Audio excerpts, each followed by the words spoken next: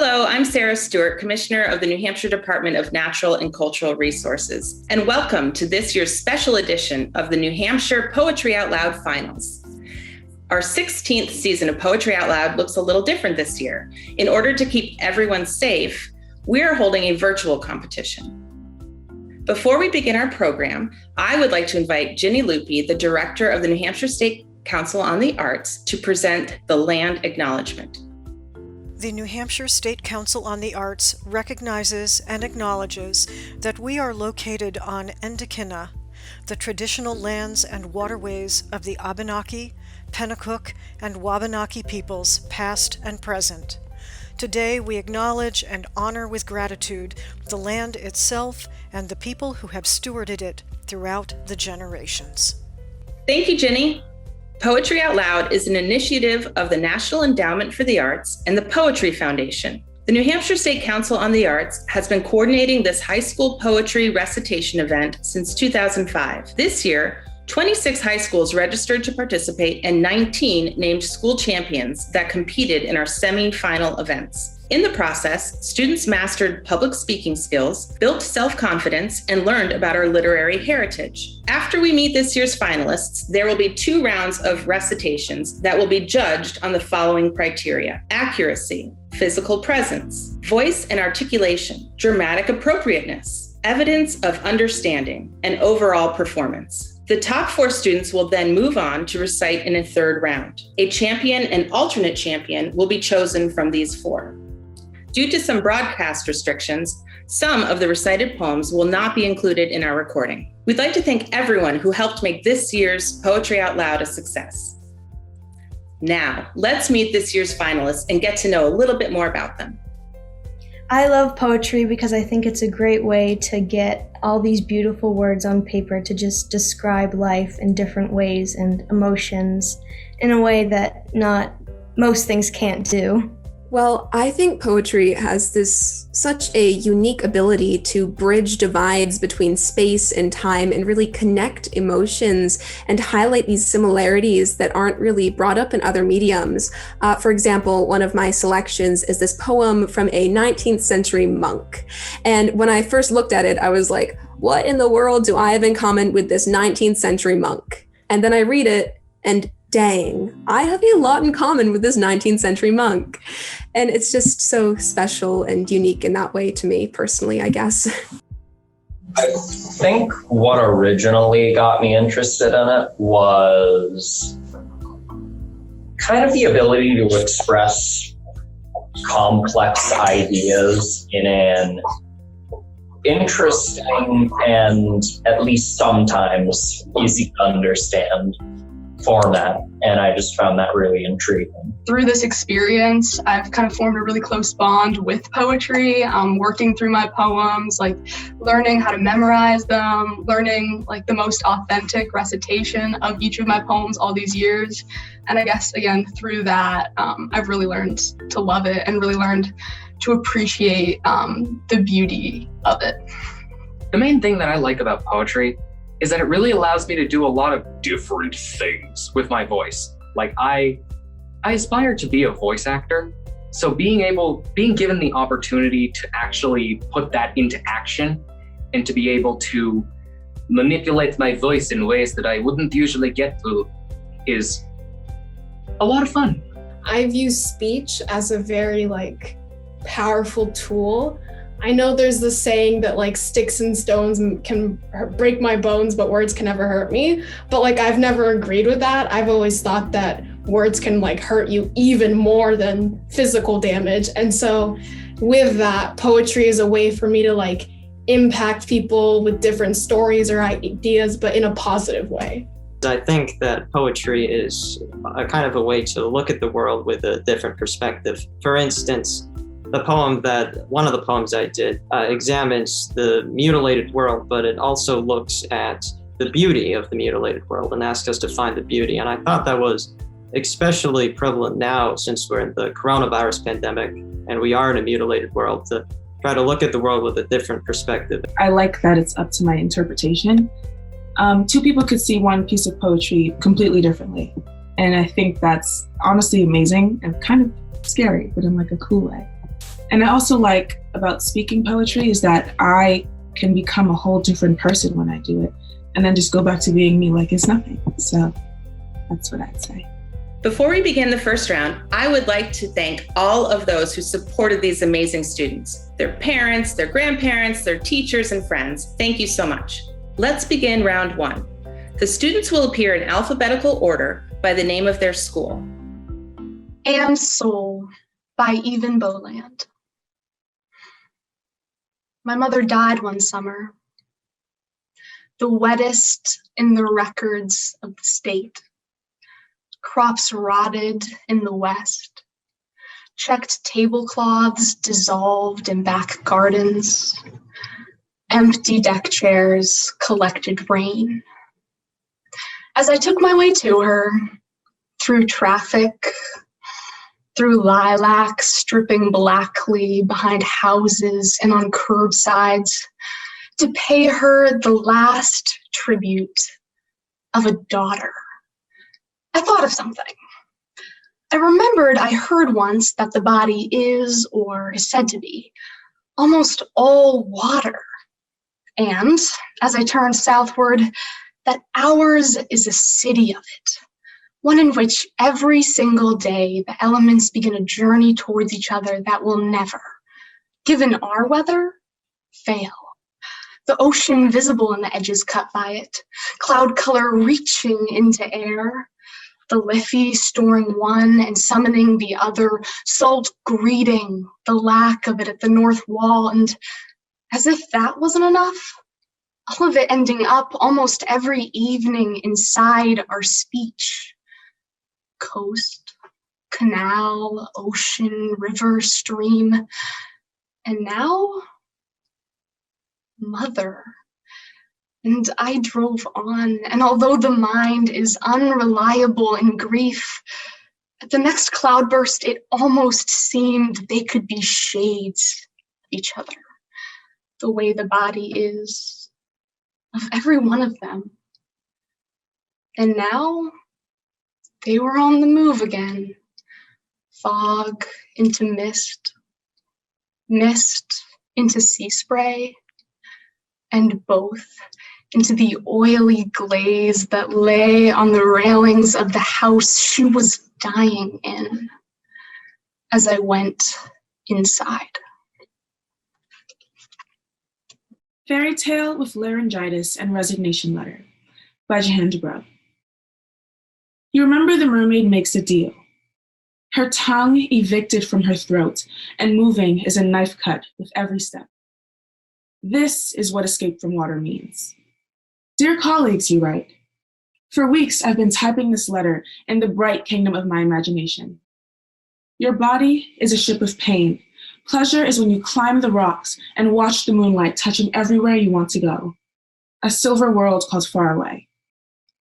Dear colleagues, you write, this place is a few sentences contained by the cursor's rippling barrier. What happened here is beaks and brackets, the serif's liquid stroke. The old story has witches, a prince in love with the surging silence of woman, a knife that turns the water red. You write, dear colleagues, now these years are filed in the infinite oceans of bureaucracy. Everything bleaches or fades. In other words, goodbye. Sometimes it's possible to walk, although you've been told that in the oyster shell of your heart there is no soul. Creatures like you must end as a spray of salt, green droplets floating breathless in the air. All This and More by Mary Carr. The Devil's Tour of Hell did not include a factory line where molten lead spilled into mouths held wide. No electric drill spiraling screws into hands and feet, nor giant pliers to lower you into simmering vats. Instead, a circle of light opened on your stuffed armchair, whose chintz orchids did not boil and change. And the devil adjusted your new spiked antenna almost delicately, with claws curled and lacquered black before he spread his leather wings to leap into the acid green sky.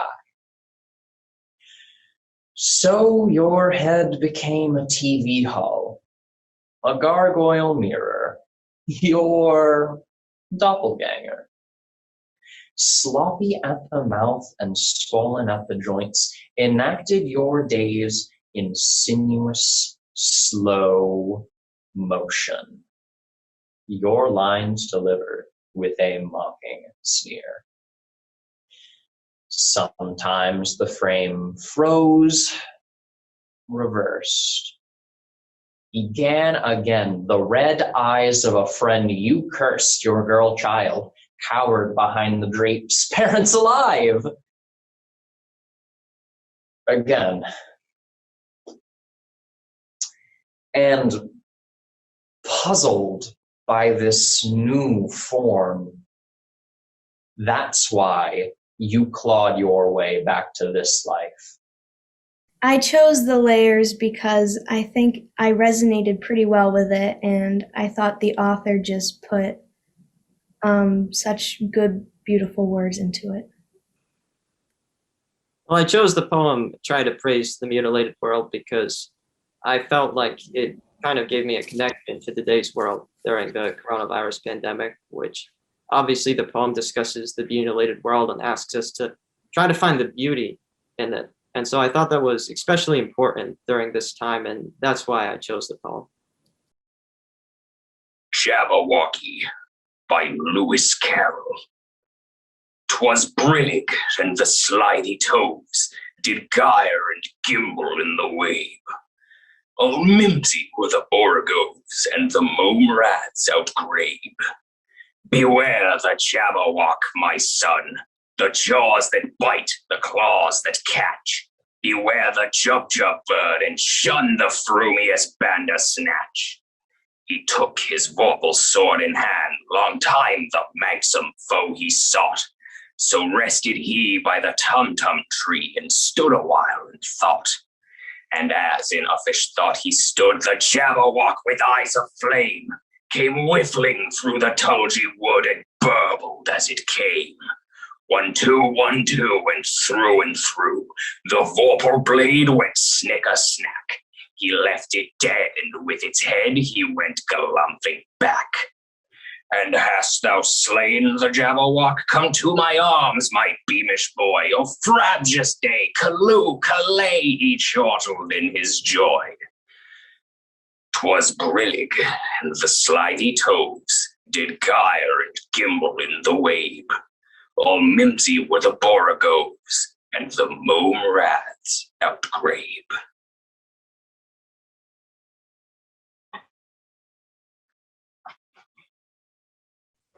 Fate by Carolyn Wells. 2 shall be born the whole world wide apart, and speak in different tongues, and pay their debts in different kinds of coin, and give no heed each to the other's being, and know not that each might suit the other to a T, if they were but correctly introduced.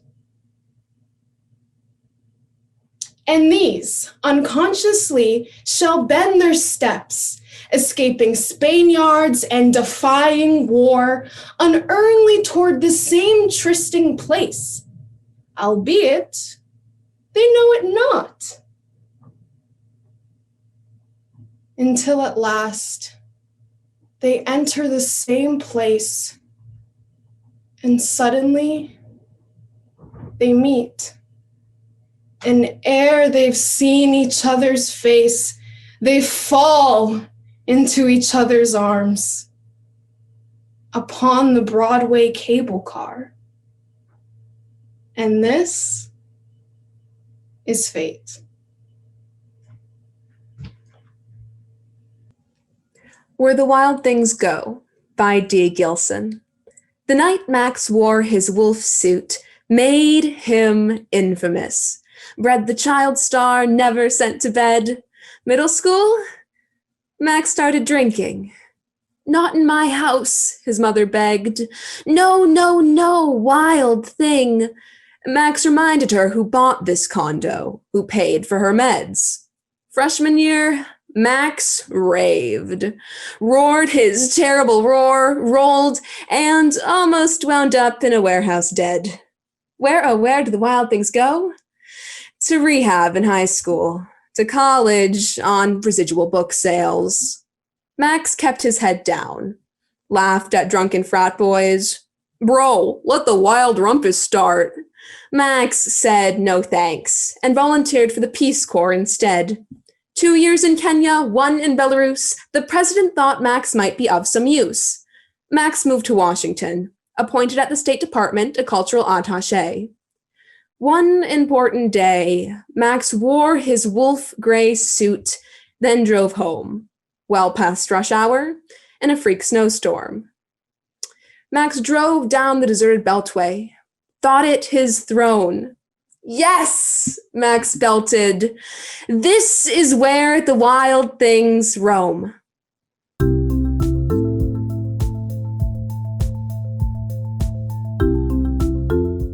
Well, I chose Tarantulas on a Life Buoy by Thomas Lux as one of my poems because I think it has such a deep message about our community and like helping others, but it doesn't really shove it down your throat. I think it's really fresh and fun, but also super important, especially in our really divided climate today. It's such a good poem, and I highly recommend that any of you guys look it up and read it for yourselves. Truly magical experience. All This and More by Mary Carr. The Devil's Tour of Hell did not include a factory line where molten lead spilled into mouths held wide. No electric drills spiraling screws into hands and feet, nor giant pliers to lower you into simmering vats. Instead, a circle of light opened on your stuffed armchair, whose chintz orchids did not boil and change, and the devil adjusted your new spiked antenna, almost delicately, with claws curled and lacquered black before he spread his leather wings to leap into the acid green sky. So, your head became a TV hull, a gargoyle mirror, your doppelganger sloppy at the mouth and swollen at the joints enacted your days in sinuous, slow motion. Your lines delivered with a mocking sneer. Sometimes the frame froze, reversed, began again.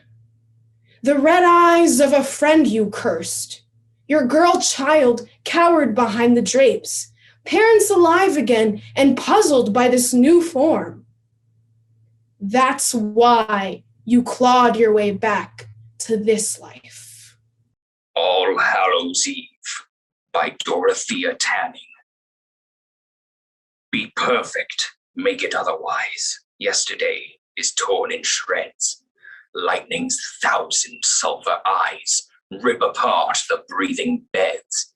Hear bones crack and pulverize. Doom creeps in on rubber shreds. Countless overwrought housewives, minds unraveling like threads. Dry lipstick shades to tranquilize fears of age and general dreads. Sit tight, be perfect, swat the spies. Don't take faucets for fountainheads. Drink tasty antidotes, otherwise you and the werewolf, newlyweds.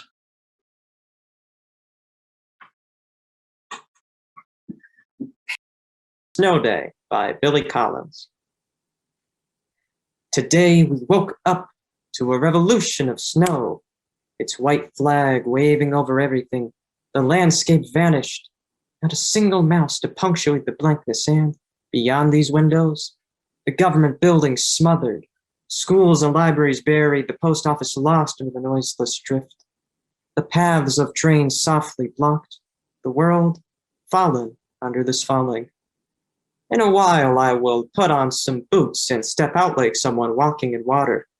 and the dog will porpoise through the drifts, and I will shake the laden branch, sending a cold shower down on us both. But for now, I am a willing prisoner in this house, a sympathizer with the anarchic cause of snow.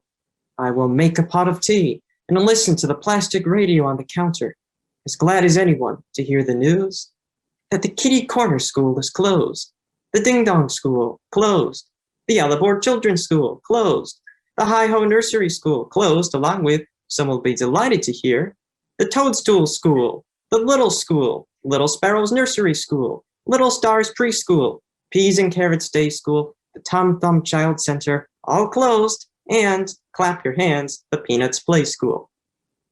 So this is where the children hide all day. These are the nests where they letter and draw, where they put on their bright miniature jackets, all darting and climbing and sliding, all but the few girls whispering by the fence. And now I am listening hard in the grandiose silence of the snow, trying to hear what those three girls are plotting, what riot is afoot, which small queen is about to be brought down. April Midnight by Arthur Symons.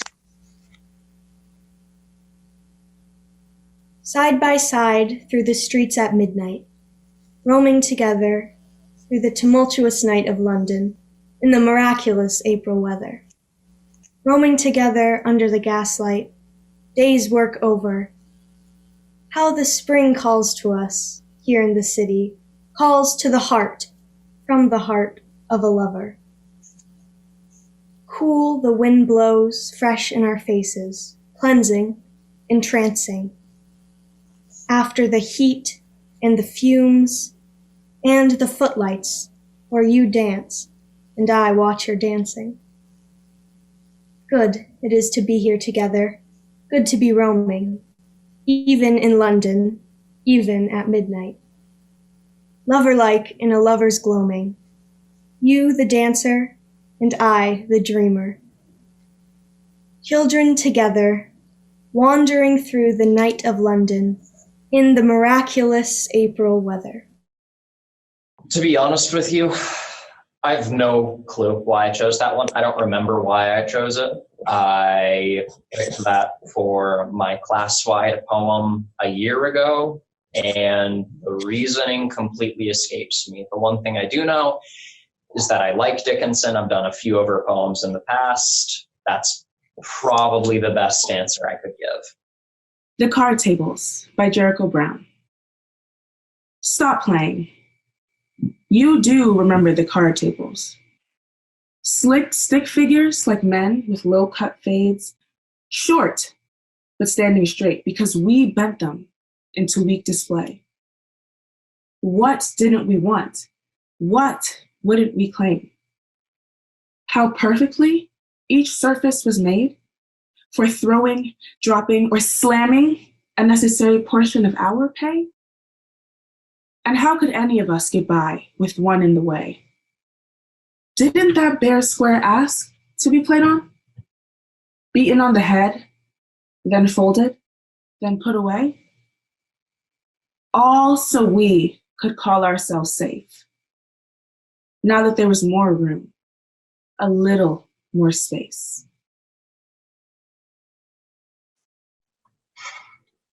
The Second Coming by William Butler Yeats. Turning and turning in the widening gyre, the falcon cannot hear the falconer. Things fall apart. The center cannot hold. Mere anarchy is loosed upon the world. The blood-dimmed tide is loosed. And everywhere the ceremony of innocence is drowned. The best lack all conviction, while the worst are full of passionate intensity. Surely some revelation is at hand. Surely the second coming is at hand. The second coming. Hardly are those words out when a vast image out of Spiritus Mundi troubles my sight. Somewhere, in sands of the desert, a shape with lion body and the head of a man, a gaze blank and pitiless as the sun is moving its slow thighs, while all about it reel shadows of the indignant desert birds. The darkness drops again. But now I know that 20 centuries of stony sleep were vexed to nightmare by a rocking cradle. And what rough beast? Its hour come round at last, slouches towards Bethlehem to be born. Welcome back for round 3. We would like to introduce you to our 4 finalists, and then we will move on to the final round. Well, I chose to participate in Poetry Out Loud because, as I said, I love poetry. I love learning it. I love reciting it. I especially love doing the different voices and the themes in poems because I did 3 very distinct different poems. And I guess that's the one thing I've learned is how to do the different voices in each of my poems and how to represent the speaker of the poem. And I chose to do the competition because ever since first grade, my K-8 school had its own poetry competition. So I felt like I had gained a lot of experience from that. And I was very excited my freshman year when I was offered the opportunity to do Poetry Out Loud. And so I took it. I chose to participate in Poetry Out Loud first as part of my school curriculum. We do it as a school, certain grades. But then I really just became pretty invested in the whole competition. And my experience, it's really taught me to kind of do what I'm afraid of, because I used to be very afraid of public speaking. And 3 years ago, even just doing this on Zoom, I never would have wanted to be in a situation like this.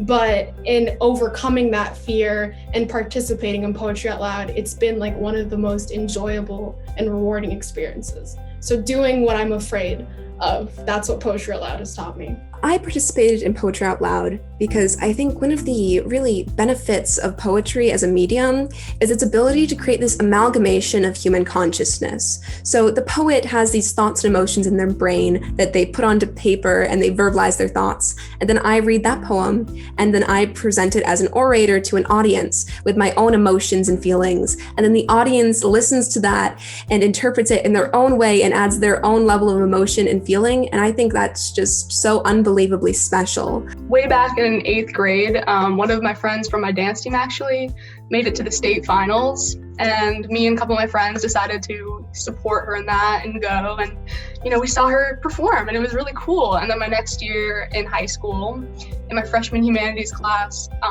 my teacher announced that we were doing it, and I really loved watching the poetry from the year prior, so I kind of threw myself into it. I loved it. I won my school-wide that year, only made it to regionals that year. But then the next year I came back, and ever since I've just loved it, I guess.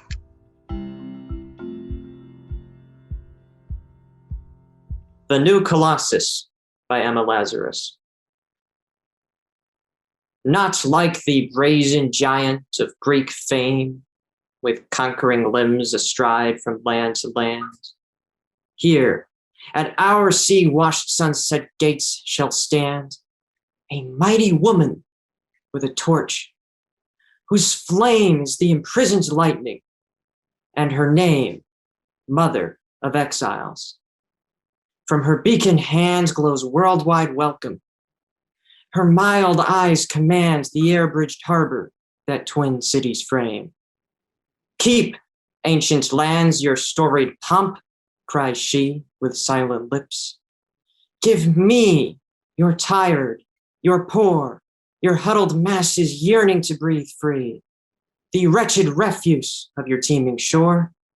Send these, the homeless, tempest-tossed, to me. I lift my lamp beside the golden door. A Noiseless Patient Spider by Walt Whitman. A noiseless, patient spider. I marked where, on a little promontory, it stood. Isolated. Marked how to explore the vacant, vast surrounding. It launched forth filament, filament, filament out of itself, ever unreeling them, ever tirelessly speeding them. And you, oh my soul, where you stand, surrounded, detached, in measureless oceans of space, ceaselessly musing, venturing, throwing, seeking the spheres to connect them, till the bridge you will need be formed, till the ductile anchor hold, till the gossamer thread you fling catch somewhere. Oh, my soul. No, I wasn't meant to love and be loved, by Mirza Asdullah Khan Ghalib, translated by Vijay Shashadri. No, I wasn't meant to love and be loved. If I'd lived longer, I would have waited longer. Knowing you are faithless keeps me alive and hungry. Knowing you faithful would kill me with joy. Delicate are you, and your vows are delicate too. So easily do they break. You are a laconic marksman. You leave me not dead, but perpetually dying. I want my friends to heal me, succor me. Instead, I get analysis. Conflagrations that would make stones drip blood are campfires compared to my anguish. Two-headed, inescapable anguish. Love's anguish? Or the anguish of time? Another dark, severing, incommunicable night. Death would be fine if I only died once. I would have liked a solitary death, not this lavish funeral, this grave anyone can visit. You are mystical, Ghalib, and also you speak beautifully. Are you a saint? Or just drunk as usual? Bright Copper Kettles by Vijay Shashadri. Dead friends coming back to life. Dead family. Speaking languages living and dead. Their minds retentive. Their five senses intact. Their footprints like a butterfly's. Mercy shining from their comprehensive faces. This is one of my favorite things. I like it so much, I sleep all the time. Moon by day and sun by night find me dispersed deep in the dreams where they appear. In fields of goldenrod, in the city of 5 pyramids, before the empress with the melting face, under the towering plane tree. They just show up. It's all right, they seem to say. It always was. They are diffident and polite. Who knew the dead were so polite? They don't want to scare me. Their heads don't spin like weather vanes. They don't want to steal my body and possess the earth and wreak vengeance. They're dead. You understand? They don't exist. And besides, why would they care? They're subatomic, horizontal. Think about it. One of them shyly offers me a pencil. The eyes under the eyelids dart faster and faster. Through the intercom of the house, where for so long there was no music, the Right Reverend Al Green is singing. I could never see tomorrow. I was never told about the sorrow. That was amazing. I would once again like to thank all of the students for their recitations. You should all be very proud. These events would not be possible without the dedication of our team of judges. We recognize how difficult these decisions are, and we would like to acknowledge them for their work. Each student receives a gift bag with donations from our generous organizational partners and a trophy. We have invited all of the finalists back to our virtual stage for the announcement of the alternate champion and the state champion. The alternate champion for New Hampshire is Rachel Budd of Bow High School. Congratulations, Rachel. And now the New Hampshire Poetry Out Loud state champion is Lila Bozick for Newmarket High School. Congratulations to you, Lila, and thank you for everyone who participated. We look forward to seeing Lila at the national semifinals on May 2nd. You can watch her at www.arts.gov. The national championship will be on May 27th. Thanks for being with us. We'll see you all live next year for New Hampshire's Poetry Out Loud 2022.